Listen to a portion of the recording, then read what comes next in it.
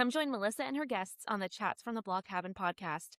From North Carolina, this podcast will have you feeling like you've known these folks for years. Listen in as they chat about life, culture, current events, and more, all with a special Southern flair. Curl up with your favorite beverage and get ready to be entertained. Tune in now for a unique experience that's fun and insightful. Hey, y'all. Welcome back to another episode of Chats from the Blog Cabin. You know, the show where I virtually invite people into the blog cabin to chat about life. And today we are talking about psychiatry and family medicine and healthcare, all the good things with Dr. Paul D. Corona. And thank you so much. He wrote a book called The Corona Protocol, which is an amazing book. Everybody should go grab it because I think it really helps with your mind, body, soul, whole regiment things. Dr. Paul, tell us a little bit about yourself. Hey, thanks for having me on. I really appreciate it. Well, my story in short is, in medical school, I really didn't know what I wanted to do. So I thought, well, I'll be a family doctor. He did a little of everything, variety of things. So that's why I chose in my training for 3 years in a residency program, started practice. And during the first decade of my practice, starting in the first year or two, when a new antidepressant came out called Effexor, and it was different than the others, and I started to see this change in my patients with using these kind of products. Not only did it help with their depression, their anxiety, but their physical symptoms in their body. So that's what really was remarkable to me. And when I was seeing during the 90s is other doctors didn't seem to be picking up on it. I wasn't reading about it. I wasn't looking at textbooks and journals. I couldn't see anything. And so after about a decade of practice, I decided to give up primary care and move into basically psychiatry full time. And that was about 25 years ago now. And then about a couple years after that is when I decided, I'm still frustrated because I'm still seeing the doctors, psychiatrists, primary care are just not understanding these medications and how to do it, how to prescribe it correctly. So I started writing my first book in 2002. I thought it would be one book. It led to three, which took me 12 years to complete. And that's my original book series. It's called Healing the Mind and Body, the trilogy. So then I basically set about, and then at that point I thought, well, you know what I really need to do? I need to teach. I need to teach doctors. So I set about writing two more books, which took me about 4 or 5 years. And I finished those two books a little over a year ago, and I put them aside because I wanted to to write the Corona Protocol. So I had an idea in my mind that with this book that came out, I wanted to be different. I wanted to be not just the science of it, like the first three books, but storytelling. And I'm a fiction fan from childhood. I've read hundreds of books, and I love fiction. And so I decided to. And so there's 30 original short stories in the book about people who suffer with different kinds of mental issues, whether it's anxiety or depression or bipolar or whatever. And I talk about the subject. I talk about a story about someone who has it and how they get treated and how they resolve the issue. And so the whole book is about that. And then it's gotten a lot of appeal because of that, because of the real life nature of it. And how these stories are so relatable with people. And so this has been my most successful book so far. But, so last year after I finished this one, I took the other two out of storage and I was working away. And then about a few months ago, I finished them completely. So now the two teaching manuals are coming out probably next month or two. And then I hope to try to, market myself and get out there and talk to doctors, primary care doctors, especially since I'm one of them and I think I can relate to them. But I think there needs to be a wholesale change, in how we approach this area of medicine. Yeah, for sure. So what was the aha moment where you were like, okay, now that I know this is helping my patients, maybe I need to start looking at it in other patients as well? Yeah, so it came out, I was kind of interested in the subject already during training, and we had Prozac and Zoloft and Paxil. So we had three of we call SSRIs that basically would just work on serotonin. And, they were okay, but side effects and, sexual side effects and people say, I just feel kind of blah. I feel apathetic.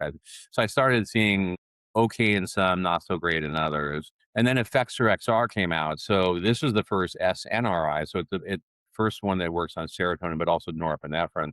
And that was new. That was the big first breakthrough. The first breakthrough was like, what's going on here with my patients? They're coming back and their headaches, their neck and back pain, their irritable bowel syndrome, their fibromyalgia, their all these chronic pain issues and all these things that we couldn't figure out what's causing them. they are all of a sudden they're magically getting better.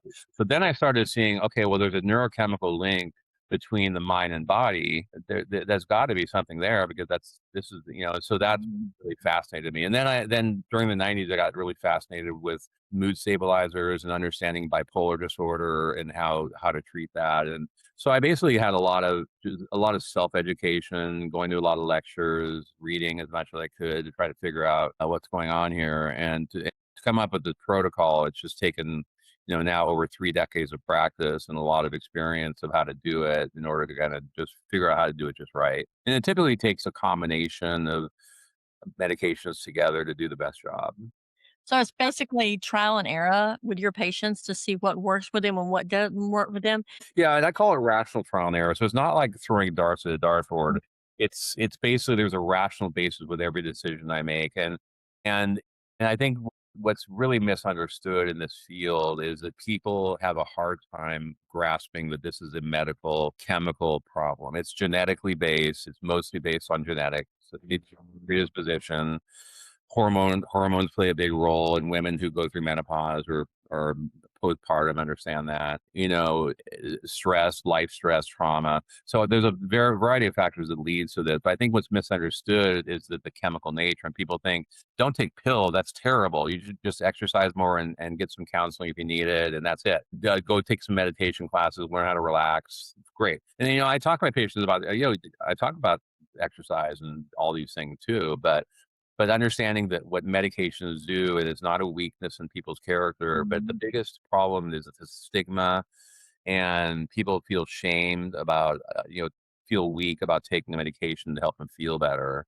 And they just feel that that's not as medical. And one of the reasons is that there's no blood test for it. And so we can look at other things more, in the body by looking at blood tests and x-rays and things like that. We don't have that with this. It's invisible. It's microscopic. And so the test is basically the treatment. In other words, if I'm right about if the medication is correct, that means I can figure out chemically what's going on based on the response. Now, if someone has side effects or doesn't like it, then I have to rethink it. Okay, well, that's not it. Let's take that away. What else is going on? So it's really always kind of trying to figure out neurochemically what's going on, what's off balance, what needs balance, because that's all these medications are doing. They're not happy pills. They're not like I'm smiling all the time. They're basically balancing chemicals. So if the chemicals are out of balance and they work, people say, I just feel like my old self again. I feel like happy again. The anxiety's gone. I'm not worried all the time about everything. So with the state of being I'm looking for is that feeling of self, that normality, not a high or low,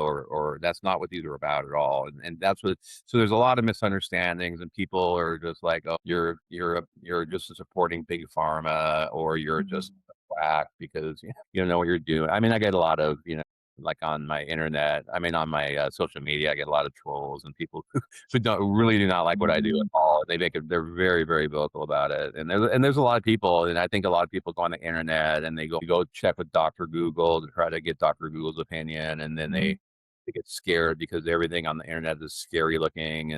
And so then they already have anxiety, and then they read on the internet, and then they're more anxious. And then if I give them medication, they look it up, and then they're like, oh my gosh, all these side effects. It's like, no, there's, it's so everything is it's a very difficult subject because compliance and stigma and people just understanding the subject like it really should be understood. So how do you know that a patient is right for your protocol? So it really comes down to, it's not about, like, if it's major depressive disorder, it's not about I'm just sad occasionally. Let's say someone's sad for something they should be sad about, or let's say someone's a little bit stressed out, like we all are at certain points of our life, and certain things. But if there's a rational basis of why the stress is happening, that you lose your job, whatever, a divorce, whatever. It's really when it's more of a pervasive issue where it's lasting longer than just here and there. And then when the person tells me, I just am not myself. I used to feel this way. I'm just not that way anymore. When I hear that, that's clinical right there. That's a clinical thing. That's a chemical thing. Almost always is. So with medications, my success rate is virtually 100% because I keep at it until I get it right. I try something. I have them call me back a week later without an appointment just to check in. I return every call. The other thing is customer service. Every call, return the same day every email. So I encourage people in between visits to call me. They call me in a week, and I adjust the dose, or I think let's do this before your appointment. So I'm very on top of it, and I'm usually able to get people back to their cells within about 2 to 4 weeks on average, sometimes up to 2 months to three. With some are more complex, and you maybe need 3 or 4 medications to get there. So, but I work very quickly. And I think a lot of doctors work very slowly, and people get frustrated. Well, try this Zoloft, and it might take 6 weeks to work. And oh, try it. Just and everything they do is so slow, and it's just I think people get frustrated and drop out because, well, this isn't working for me, and they get side effects that aren't explained to them, and then they just like forget it.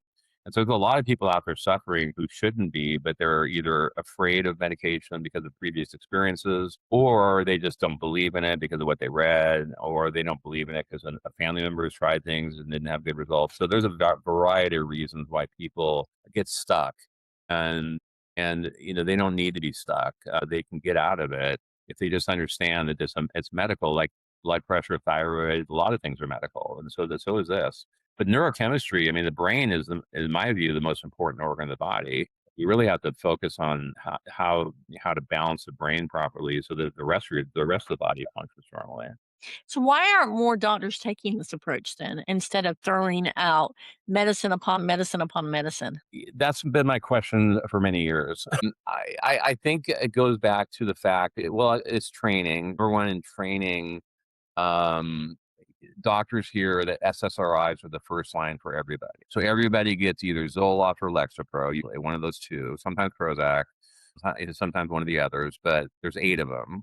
But that I've discovered within the first year of my practice that wasn't true, and that was with the Effexor. When I really realized that we can get better results with less or no side effects with doing this correctly. And if you just balance serotonin and nothing else, then you're going to get side effects. And you're going to get some benefit with some people, but then you're going to get side effects. So really, it's a matter of really keeping on top of it, titrating quickly when you need to. But I think the answer to your question is partly the training, and doctors tend to not change things very easily. They tend to do things the way they've always done it. And unless they hear differently, which is what, again, drives me to writing, and especially writing the books for doctors, they just don't do anything different. And the problem is SSRIs are not the best first-line medication. So I've disagreed with that for over 30 years, but I don't know of any other doctor who believes that. Who I've talked to, who I've got the lectures about, no one else has had that opinion. Maybe maybe I'm sure there are some out there that I haven't met. There got to be, but I just don't understand why, we get stuck like this, and then they do this same thing over again. Like, oh, we'll do Zoloft didn't work, we'll try Lexapro. It's like beating a dead horse. You keep doing the same thing over and over again. And the problem is with this field of medicine, if people drop out due to frustration, they may be suffering the rest of their life. You've lost that patient, and the rest never ever potentially feel better when they really could. And then that's makes me sad. And then that's happening to millions. And really, I mean, to be bigger, it's happening to billions of people around the world. This issue is not just here; it's everywhere, and it's extremely common, much more common than people think. And when you hear statistics about like 20% of people have generalized anxiety disorder, it's more than that. And all the statistics you hear are low because people are discounting people who don't, who have more milder forms that they're not. And so, but I think if people just realize that, look, something's wrong in my body, I'm just not me. I really want to get back to where I used to be.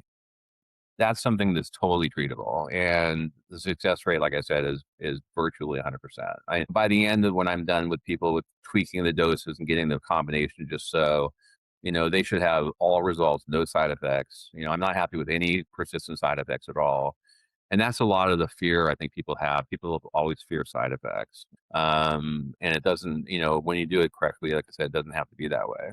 So what made you so excited and decide to dive in more when you first started learning about this and the way they interact? What made you decide to go full in and say, I'm going to learn as much as I can on this topic and I'm going to pass that along to my patients? Because I realized it was bigger than anything I had ever heard of or experienced. And after experiencing, for many years with pre-med and med school and residency, a lot of years of science, and I just found that it was way. And the reason I decided to switch is that there's a lot of family doctors out there, and I enjoyed it, but I thought I could make a bigger difference in people's lives if I do this instead. And I also saw that the need was there. I wasn't seeing anyone else fill that need that I was interacting with. And this is why the books, and this is why I've written 6 books, because, I had a lot to say over the years, obviously, in these books. The first 3 books are being re-released. I'm re-releasing a second edition of the first 3 books now. And that's what makes me exciting about teaching, because if I can share these insights with doctors and they can help their patients, then I can make a bigger difference at a bigger level than where I'm just doing now in my practice and with my writing. And so that's the excitement for me, is really I want to change things out there. And I'd love to travel and do lecturing and speaking and all the stuff that, that I really want to do. And I want to continue my practice too. So I want to do a combination of everything if I can. Okay, so we need to take a brief commercial break and we'll be right back. People welcomed me and they knew the pain of the journey that we'd been on because they'd been there too. Parents Like Me is an online community, peer-led, for parents with kids struggling with mental health and or substances. It's a space that's safe. Feels like I can actually share what's going on. We offer 15 daily support groups per week and live speaker talks on Thursdays, as well as a monthly expert panel. We also have a resource hub that has a toolkit. This includes over 1,000 articles, podcasts. There's a glossary with the most recent and relevant terms. And we have a directory that's been vetted. The overwhelming feeling when we're sitting in a meeting and I'm telling my story and I see others shaking their head, tears falling, they understand this roller coaster and they're along for the ride. And we're back with Dr. Paul Corona. You said that you started out as a family medicine doctor, then went into psychiatry. Did you have to do additional schooling for that? No, because part of being a primary care doctor is training in that. Obviously not as much as a psychiatrist who does more years, but no. But so that's why there's other doctors, family doctors, that do kind of end up specializing in other. There's a woman I'm a family doctor I know. She specializes in migraine headaches. That's all she does is headaches. And so in this field, I just basically, and it really is a matter of teaching myself, because, like I said, that the psychiatric books that I was reading weren't really helping me. They weren't telling me anything that I wasn't discovering for myself. And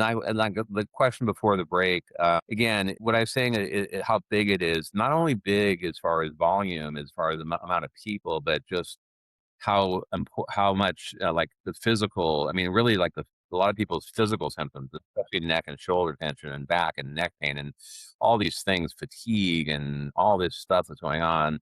It goes way beyond, and that's why I add a lot of Wellbutrin with patients to boost dopamine. I look at GABA. I look at all the neurochemicals and try to make sure all of them are balanced properly. When you do that, like I said, not only the emotional but the physical was what really got to me early on, and that's not the training the psychiatrists get. And so I think the problem with psychiatry is they only get training. They don't get much training in general medicine. They just, and so I think they come out not really understanding this mind-body thing, and they focus on the brain. And I think most primary care doctors focus on the body and not the brain, and the psychiatrists the other way around. So with me, I was trying to tie them together and realize that you can't separate these two. It's a very important link. So, but I think these are all the reasons why I said I have to do this. I have to write. I have to teach, because it's too big. I think it's the biggest public health crisis that we face by far.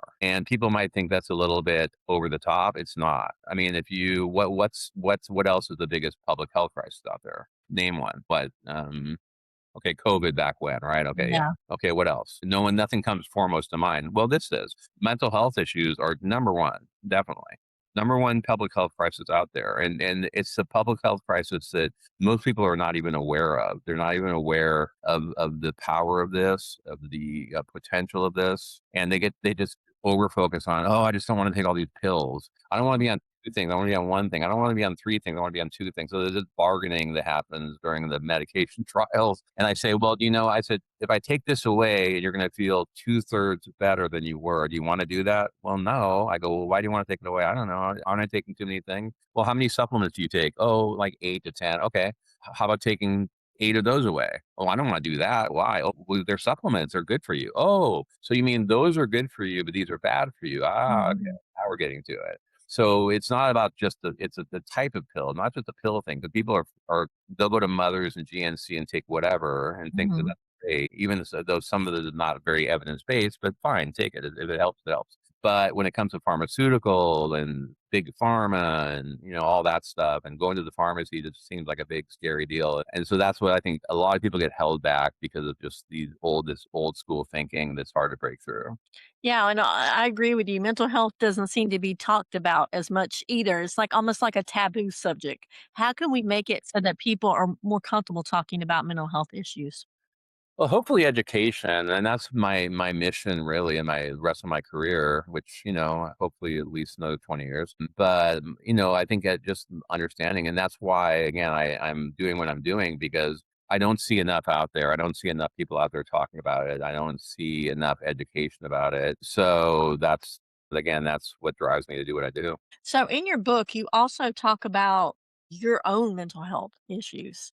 Why did you feel like it was important that you talk about that in your book? Because, I mean, a lot of people would look at it and say, oh my gosh, I can't believe he's sharing this. Yeah. That was a discussion with my wife that wasn't really happy about me wanting to do that. I talked to my editor, Chuck Smith, who's my pastor, but also he edited my first 3 books with me. He didn't do all of the Corona protocol, but he did a few chapters. He helped me out. And he helped me actually with that, section 6, which is the last section. He helped me with that. And I talked about that and he said, I think it would be helpful because I think when people realize that, even the guy that treats it and the expert on it, even he can have it. Exactly. It doesn't, people are not immune to it because I have the strong genetics.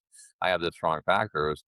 And I shared it because I just thought, why not? I mean, it's an embarrassing to share it. I don't look at it that way. I look at the fact that, look, I went through a tough time back there in 2008, and it was different reasons for that happening too. But yeah, I had a breakdown, and I talk about that in very great detail. But don't jump ahead. If you're going to read it, you got to read section 5 before section 6, because in section 5, I tell my story about what I'm talking about today. Actually, that's section 5, and sections 1 through 4 are about all the different diagnoses. Because the title of the book is kind of shocking, but it's the Corona Protocol, a scientifically proven medical solution to stop addiction, bullying, homelessness, school shootings, and suicide, 30 years in the making. So those kind of hot button issues there as section 4, and then I do a whole section on personality disorders like narcissists and sociopaths, and I do a whole section on more common things like anxiety and depressions. But that's the answer. The kind of long answer to your question is that I just thought it might be helpful to people who realize that he treats it. He doesn't have any stigma about it. Why not me? If an expert on the subject can. So I just thought it would be helpful to people to know that. To me, it seems like it would be a lot better for somebody who's goes to someone who has dealt with those issues, Right. that knows what the person's feeling, than as Right. opposed to just somebody who doesn't have a clue about what's going on. An example I use is, let's say you have 2 endocrinologists to choose from, and you have insulin-dependent diabetes. Would you go to the endocrinologist who has insulin-dependent diabetes or the one that doesn't? And just say, let's say training is the same and whatever. Most people would say, I would go to the guy who shoots himself with insulin every day, like I have to unfortunately do, because he or she knows what it's like to be diabetic, because he or she is actually a diabetic. I think it's the same way. And again, that's also a medical problem, but I don't look at mental health as anything but medical. And because mental just means the brain. Okay. So that's an organ. And just like cardiac means the heart and renal means the kidneys. So it's a brain issue. Is it a brain disease? Yeah, it is.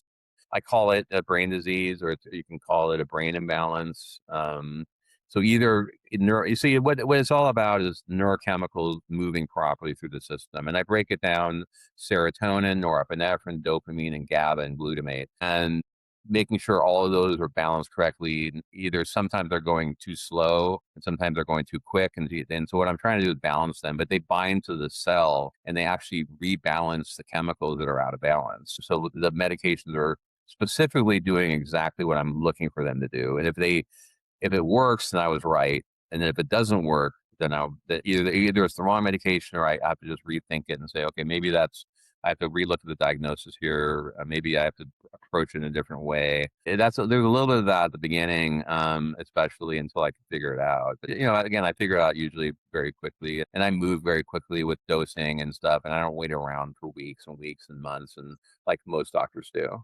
Do you think a lot of it, the people in the medical profession is like they want long-term patients instead of short-term patients? Well, that's the argument, because then the argument is like, okay, when you offer these, it's a tough answer because most of the time you just don't go off them. Why would you go off your thyroid supplement? Why would you go off your blood pressure, your cholesterol med, your aspirin a day, whatever you take? If people have no problem taking certain things longer term, what's the problem with these? Well, the problem is just in people's mind because it just doesn't seem seemly like, yeah, but I'm hooked on these. You feel better? Yeah, I feel great. Do you want to continue this way? Yeah, well, keep taking them. Now, there's some people I've had who do stop them after several months or a year, and these are maybe people who don't have a really strong genetic history in the family, but maybe they went through a really difficult time, lost a loved one, went through a lot of grief, and it helped them get through the grief process, and now they're past that. And these are patients that you can take it away, and the only way is some people say, "Can I try it?" I think, let's try it. Take it away. Let's see what happens. And if you take it away and everything's fine, good. You don't need it anymore. If you take it away and all of a sudden, like, oh, shoot, things aren't so fine anymore. I thought things were fine because of my new job or because of whatever. Well, yeah, I'm sure that helps, but this is telling us that you have a chemical problem that your body is not doing it on its own. So you got to keep taking it. And when people do that, sometimes they'll say, okay, well, at least I tried it. And at least I know now that my body really needs it. So now I don't have a problem anymore. So that's usually there's a lot of talking with patients about the subject and try to get them on board and keep them on board and not to overanalyze it and try to be their own doctors and decide when they want to go off a thing, which a lot of people do. Yeah. Have you had many people in the medical profession like push back on what you're doing? No, not really pushback. I mean, a lot of the doctors out there, psychiatrists and primary care, they know of me because I'm been in this area for 3 years now in the same area. So they know of me. I think I don't that I haven't heard. Maybe are they critical? I don't know. Maybe they are. I don't really know. But from what I've heard so far, I've gotten a lot of support from psychiatrists I know. A lot of family doctors who refer people to me. So, maybe, do people think I'm kind of a rebel or I'm kind of, maybe a little bit because I'm, the rebellious nature is what drove me to do this kind of stuff, realizing that what's happening out there is not what people need and people are not being treated correctly. And that was very frustrating for years of knowing that and wishing I could do more, which is what kind of drove me to write. And, and writing is exhausting process. Writing 6 books is just literally, I mean, when I finished writing my last book, I was just spent. I was completely emotionally and physically and mentally spent. And now since May, I've read 30 books. So I've kind of like been detoxing from writing, right? Because I've got into audiobooks because I don't see very well. Yeah. So I've been reading like an audiobook a week now for the last 30 weeks basically. And it just relaxes me after the tenseness of the writing process and the constant editing and the constant revision. And it ended up being so much. And I look back and I don't even know how I did all that, to tell the truth. I don't know what, maybe it's that craziness in me that drove me. I don't know. So I think it's because you want more people to reach out and you want to treat the whole patient, not just the symptoms, which I think a lot of doctors will throw things at for just the symptoms to help relieve the symptoms instead of getting down to the root cause. right. And then, yeah, and that's a lot of what I talk about in the books too, is like I call the Band-Aid approach to medicine. You throw a Band-Aid at the problem and you not get to the core of the problem. And that's very, very common. And I think, what was the question? I'm sorry. I was talking about the Band-Aid. Doctors want to treat the symptoms and not the whole person. Yeah, and that's what I really started seeing is that treating these neurochemical things was really the whole person. And even people who went to like therapy for years and say within a month or two, they say, oh my God, I feel way better. I thought this is what I was striving for with therapy all this time. And I didn't realize there was a chemical part of it, you know? And so, but yeah, so it's extremely common, and people should not just write it off and say, well, I'm just going through a tough time. How long has that been lasting?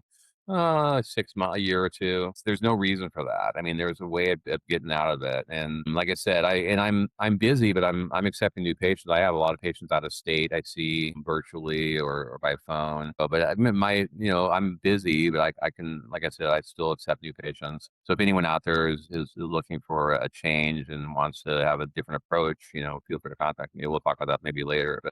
But yeah, but I love what I do because I love the results. I love the fact that I'm changing people's lives. And there's no other area of medicine I can think of where I would get that kind of satisfaction. Definitely not a surgical field. I've already been in primary care. Being a specialist, a cardiologist, no interest in that. So this subject is really what I was meant to do. And actually glad. I think if I would have decided early on to go into psychiatry, I don't think that these books would have happened. I don't think I'd be here right now with you. I think it's because of my primary care family medicine training is why this all happened. Because of the, as I said earlier, my different look at how to approach the subject. And if I went to psychiatry training, I would do things exactly the way that they do and that I see them doing all the time, and I wouldn't even know that. And so I think everything kind of happened for a reason, and I'm glad it did. And like I said, do I miss being a family doctor? So, I miss the families and the relationships, but I still have that with this. I mean, I still see one person, then I'll see the sister, then I see the mother, then I see the daughter. So then once you identify the genetics, then people say, oh, well, that explains my daughter or my mom or my sister or whatever. Then when you see that, then other family members start coming in and saying, well, can you do for me what you did with with her or him? So yeah, so it's a subject that's big, it's expansive, it's all over the place, and it makes me sad too because this is the United States. Imagine other countries around the world where this is happening. How are they being treated? Imagine how tough some of the condition is in some of these countries around the world. What do they do? What they suffer? And they probably just think, well, this is my life. My life is suffering. That's the way life is, and that's it. A lot of people have no hope of ever feeling better because they just don't live in a place where they have these types of things available, and that makes me sad. That makes me sad too. Can you share one of your patient success stories? What they like, you don't have to give the name, but like what they came to you for, and then how you managed to go through to finally find something that worked for them, because I think that's would help a lot of people listening right now. Well, a case follow up I saw yesterday, really good case. As I said, I love when somebody guys say this is a really good teaching case. If I had a classroom here, if I had some this is a really good case to learn from. It's a woman, so she's in her 20s, and she's had anxiety for most of her life, ups and downs. Never really been treated. Was anti-medication for years because of talking with friends, like I said. And her mom, who I've seen, finally encouraged her to come see me. And I started on Pristique, which is my favorite. My number one probably starting medication is Pristique, and I told her, then I added Rexulti, which you might see commercials on, which is basically something you add to an antidepressant. And I did those two things. She's already in 8 days or no, at 12 days now, way better already. And so I'm going to add a little bit of Wellbutrin in the morning because she's had a little bit of motivation, energy problems, a little tiny bit of Wellbutrin in the morning. She'll be on three things, but this is a case within suffering for years, within 3 weeks, she'll be pretty much 90 to 100% better. Wow. And it's going to be, and I knew from the beginning, it'll be three things, maybe four. I'm not sure yet. But most doctors, she'd be on one thing. She'd be only partially better, but have side effects. She'd either get frustrated and give up or go back and not get the best advice. And the other thing too about doctors is take this pill, goodbye. I was going to tell this before, I forgot. I slipped my mind. Take this pill. But what I do with my patients, I draw them diagrams. I say, look, here's what's going on with your neurons and your chemistry. And I draw them and I say, here's what's leaking and here's what this medication does to balance it. I actually show them on paper what I'm doing. And sometimes that makes an imprint. They like, okay, that makes more sense. I'm seeing something. since I can't see a lab result, at least I can see what we're trying to do here. And so that's why just explaining it to patients, that's why I spend a lot of time with explanation of why we're doing this and what I'm expecting from it and why you would maybe want to stop it and call me if this happens. And so a lot of little tiny details and tweaking of things. And so I've learned how to really dose things. And with her, she's on like the lowest dose of Prestige. She'll be on the lowest dose of Wellbutrin, where most people will start at the double dose of 50. And I started 25. And so most doctors say, oh, you got to push it to here. This is the dose that you have to get to. Like not everybody. Some adults even are on little pediatric doses, like her, and an adult dose would be too much for her. And so a lot of that kind of detail, and all of that's in the 2 teaching manuals. My 2 books that are coming out are very detailed, very specific how to do things. Now, as far as, but that's so the number one patient I see, answering your question, is probably anxiety disorders. Number 2 is depression. Number 3 is probably bipolar, but also a lot of ADD. But so number one thing I tackle is anxiety, but anxiety goes a lot of times with depression. And so here's a case of someone who felt pretty hopeless for years, very anti-medication, that finally gave in, and now she's not even questioning. And I go, will you be okay if I add a third piece? I think it might be the final piece. She goes, sure. No fighting me on this anymore, because now she gets it. Now she says, okay, no wonder my mom has kept bugging me for years to come see you, kind of thing. Now I understand why she kept telling me that. And then she looked back and she said, I can't believe all the years of suffering I've gone through when I could have gotten better in the past. And I said, yeah, you're right. You can't go back. You can only move forward now. We have to look forward, and can't dwell in the past. But yeah, and a lot of people tell me that. A lot of people tell me, oh my God, if I would have done this years ago, I would have this or whatever. They go back and think about it, and then they get frustrated because, oh, well, I went to that doctor and he didn't help me, and then and so a lot of people get upset about it because they realize that they could have gotten better if they just would have gotten the right treatment. Yeah, that's another thing I was going to hit on. Most of the times when you go to a doctor, they want, like I said before, they want to treat the symptoms, but they have such a small little time limit that they can spend with each patient. So maybe your concerns aren't being heard by the doctor because they're so focused on going to the next patient, getting through the day. So I like your approach of treating the whole patient, saying, okay, let's what's going on. Okay, you have anxiety. Let's try this, and this. And like you said earlier, that you call them, they don't have to make an appointment. They can call you and you'll get on the phone with them and you'll talk to them. Because I think most doctors will do that.